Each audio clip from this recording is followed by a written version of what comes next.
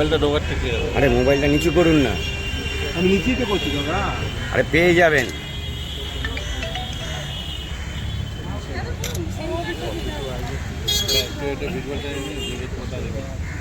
মুখটা ঘোরা একটু।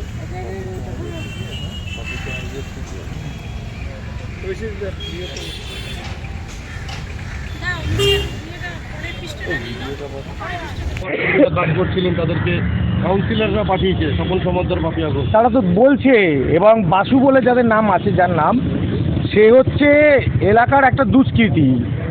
স্বপন সমাদ্দারের পাশের বাড়িতে থাকে এবং তার বাবার নাম ছিল ট্যাংরা বিশু। কলকাতার মধ্যে নাম করা যে চোলাই মদ বেচত। তার ছেলে সে দাঁড়িয়ে দাঁড়িয়ে এই গাছ কাটার দায়িত্বে রয়েছে কর্পোরেশনের। সে দাঁড়িয়ে থেকে বলছে মার্শালাকে, স্বপনদা পাপিয়া বলে দিয়েছে, পরে তো বলে মার্শালাকে আজকে মেরে ফেল।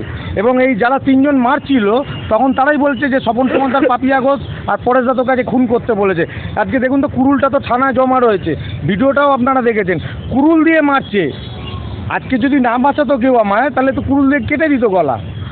সেক্ষেত্রে আপনি কি অভিযোগের নির্দিষ্ট? নিশ্চয়ই, হ্যাঁ, একদম এই তো বলেই তো দিলাম। যারা মারছিল, মারার সময় বলছিল স্বপন সমাদ্দার, পরেশ পাল আর পাপিয়া তোকে মারতে আমাদের পাঠিয়েছে।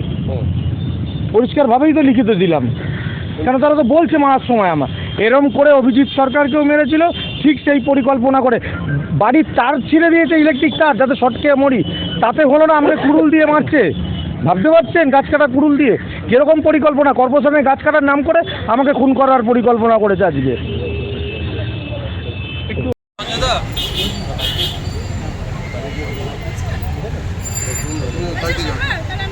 ছবি তুলে নিন।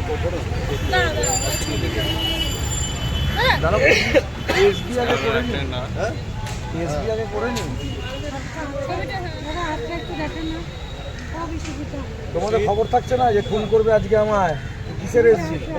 তাহলে তোমরা এই ছবি নিয়ে কি করবে? ছবিটা নিয়ে যেখানে পাঠাবে।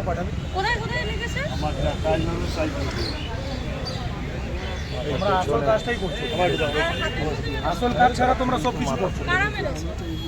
এই তৃণমূলের লোক শহীদ অভিজিৎ সরকারের ভাই বিশ্বজিৎ সরকার, আজকে তার উপর হামলা হয়েছে। পরিকল্পিত হামলা, বোঝাই যাচ্ছে যে যারা ভয় পাচ্ছে, যারা এই সিবিআই তদন্তে ভয় পাচ্ছে, যে তৃণমূলের যারা সব তাবর সব নেতৃত্ব যারা সব ভয় পেয়েছে, তারা আজকে বিশ্বজিৎকে আটকানোর জন্যে আজকে পরিকল্পিতভাবে তার উপর হামলা চালানো হচ্ছে। আমরা খুব সহজ কথা বলতে চাই, যদি মারপিট করে তার সমাধান করতে চায়, এবার থেকে উত্তর কলকাতায় কিন্তু মারকা বদলা মারই হবে। কেউ এখানে বসে থাকবে না, কেউ বসে বসে মার খাবে না। এবং এখানে বিশ্বজিৎকে আজকে অবস্থা দেখছেন, বিশ্বজিৎকে যেভাবে চোট পেয়েছে আজকে ওর মৃত্যু পর্যন্ত ঘটতে পারতো। অভিজিৎ মারা গেছে, তারপরে আজকে বিশ্বজিতের ওপর হামলা। এ কোন মগের মুলুকে আমরা বাস করছি পশ্চিমবঙ্গে, যে একজন পোস্টপল ভায়োলেন্সে আক্রান্ত, তার ভাই মৃত, সে সেই লড়াই লড়ছে, সেই লড়াই লড়তে গিয়ে আজকে তাকে আবার আক্রান্ত হতে হচ্ছে।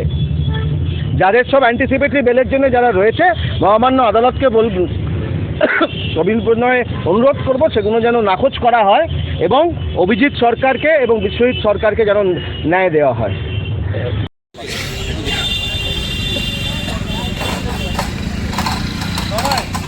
কমপ্লেন লেটারটা